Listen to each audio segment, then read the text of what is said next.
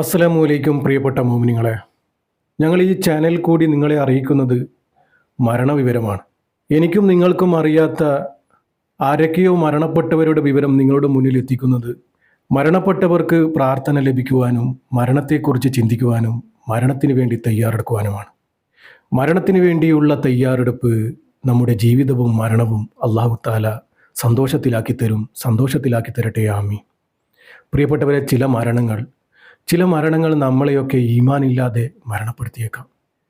അതിനുവേണ്ടിയാണ് നമ്മൾ എന്നും മരണത്തെക്കുറിച്ച് ചിന്തിക്കണമെന്ന് പറയുന്നത്. ഇന്ന് പലരും പല രീതിയിലാണ് മരണപ്പെട്ടു പോകുന്നത്. ഇരുന്ന ഇരിപ്പിലും നടക്കുന്ന നടപ്പിലും ചിരിക്കുന്ന ചിരിയിലും കളിക്കുന്ന കളിയിലും മരണപ്പെട്ടു പോവുകയാണ്. പടച്ച റബ്ബ് നമ്മുടെയൊക്കെ കൽബിൽ മരണം വരെ ഈമാൻ നിലനിർത്തി തരട്ടെ. ആമീൻ.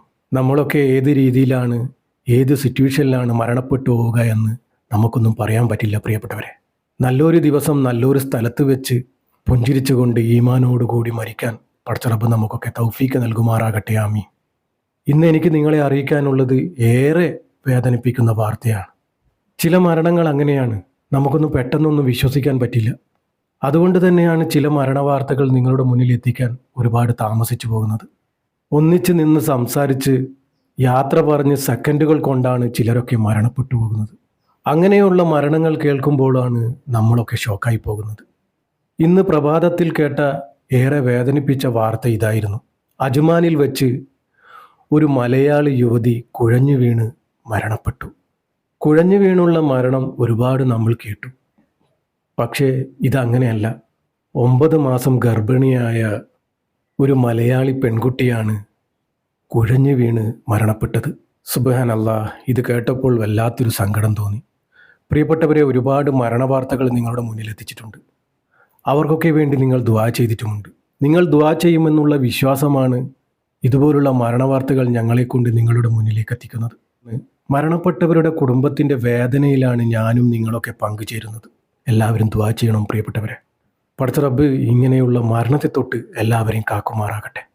ഇതുപോലെ കുഴഞ്ഞു വീണ് മരണപ്പെട്ടിരിക്കുന്നത് പട്ടാമ്പി വല്ലപ്പുഴ ഇബ്രാഹിമിൻ്റെ മകൾ അസീബയാണ് മരണപ്പെട്ടിരിക്കുന്നത്. ഇന്നാ ലില്ലാഹി വ ഇന്നാ ഇലൈഹി റാജിഊൻ. പ്രിയപ്പെട്ടവരെ, ഓരോ മരണത്തിനും ഓരോ കാരണങ്ങൾ പടച്ച റബ്ബ് ഉണ്ടാക്കി തരും നമുക്കൊക്കെ പറഞ്ഞു നടക്കാൻ. എല്ലാ മരണത്തിനും ഓരോ കാരണങ്ങൾ. അതിൽ ചില കാരണങ്ങളാണ് നമ്മളെ ഏറെ വേദനപ്പെടുത്തുന്നത്. അസീബയുടെ മരണകാരണം പറയുന്നത് ഗർഭിണിയായ ഈ സ്ത്രീക്കുണ്ടായ അമിതമായ രക്തസ്രവത്തെ തുടർന്നാണ് ഈ ഒരു പെൺകുട്ടി കുഴഞ്ഞു വീണു പോകുന്നത്. താമസ സ്ഥലത്ത് വെച്ചാണ് രക്തസ്രവത്തെ തുടർന്ന് കുഴഞ്ഞു വീഴുന്നത്. കുഴഞ്ഞു വീണ അസീബയെ ഉടനെ തന്നെ ആശുപത്രിയിൽ എത്തിച്ചുവെങ്കിലും ജീവൻ രക്ഷിക്കാനായില്ല, മരണപ്പെട്ടുപോയി. പടച്ച റബ്ബ് ഇതുപോലുള്ള മരണത്തെ തൊട്ട് എല്ലാവരെയും കാക്കുമാറാകട്ടെ. അജ്മാൻ എമിറേറ്റ് സിറ്റിയിൽ താമസിക്കുന്ന അബ്ദുൽ സലാമിൻ്റെ ഭാര്യയാണ് ഇതുപോലെ മരണപ്പെട്ടിരിക്കുന്നത്. മയ്യത്ത് ദുബായ് സോനാപൂർ ഖബർസ്ഥാനയിൽ ഖബറടക്കുമെന്നാണ് അറിയാൻ കഴിഞ്ഞത്.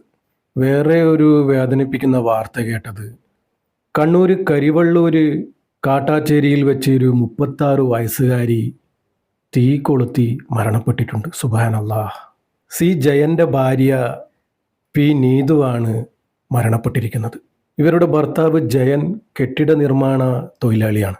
രാവിലെ മക്കളെ സ്കൂളിലേക്ക് അയച്ചതിന് ശേഷമാണ് നീതു തീ കൊളുത്തിയത്.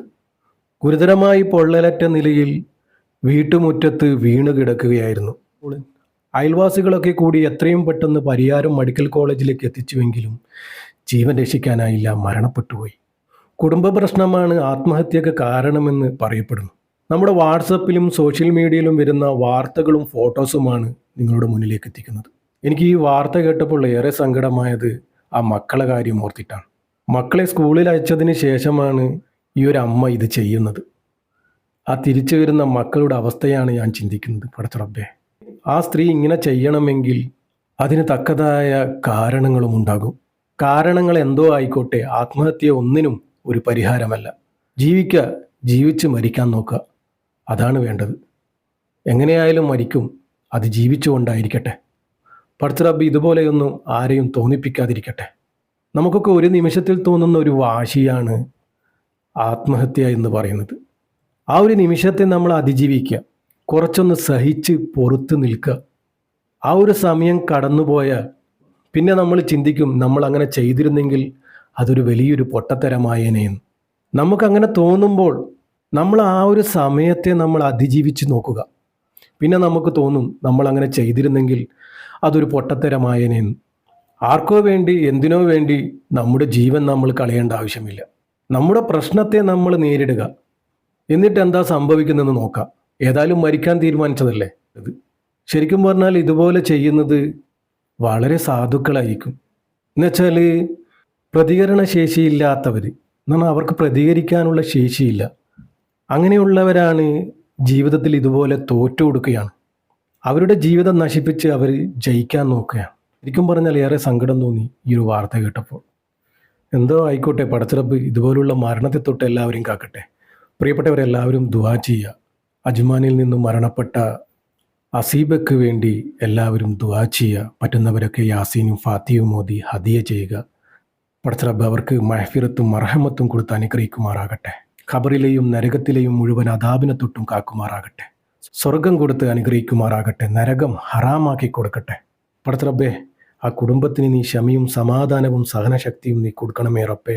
അള്ളാഹുവെ, ഒരുപാട് പേര് മരണപ്പെട്ടിട്ടുണ്ട് റബ്ബേ. അവരുടെയൊക്കെ ഖബർ നീ വിശാലമാക്കി സ്വർഗീയ പൂന്തോപ്പാക്കി കൊടുക്കണേ റബ്ബേ. അവരുടെയൊക്കെ കുടുംബത്തിന് നീ ക്ഷമയും സമാധാനവും സഹനശക്തിയും നീ കൊടുക്കണമേ റബ്ബേ. പടച്ചിറബ്ബേ, നമ്മുടെയൊക്കെ ജീവിതവും മരണവും നീ സന്തോഷത്തിലാക്കി തരണേ റബ്ബേ. ഈമാനോടുകൂടി ജീവിച്ച് ഈമാനോടുകൂടി മരിക്കാനുള്ള ഭാഗ്യം ഞങ്ങൾക്കേവർക്കും നൽകണേ റബ്ബേ. അവസാനം ലാ ഇലാഹ ഇല്ലല്ലാ എന്ന് ചൊല്ലി പുഞ്ചിരിച്ച് മരിക്കാനുള്ള ഭാഗ്യം ഞങ്ങൾക്കേവർക്കും നൽകണേ റബ്ബേ. പടച്ചിറബ്ബേ, ഈ പാപിയായ സാധാരണക്കാരായ ഞങ്ങളുടെ ദുആ നീ സ്വീകരിക്കണേ റബ്ബേ. ഇവരുടെ ഖബറിലേക്ക് നീ എത്തിച്ചു കൊടുക്കണേ റബ്ബേ. ആമീൻ ആമീൻ യാ റബ്ബൽ ആലമീൻ. പ്രിയപ്പെട്ടവരെ എല്ലാവരും ദുആ ചെയ്യുക. പറ്റുന്നവർ യാസീനും ഫാത്തിയും മോദി ഹദിയ ചെയ്യുക. ഇൻഷാ അല്ലാഹ് ദുആ വസിയത്തോടെ അസ്സലാമു അലൈക്കും വറഹ്മത്തുള്ളാഹി.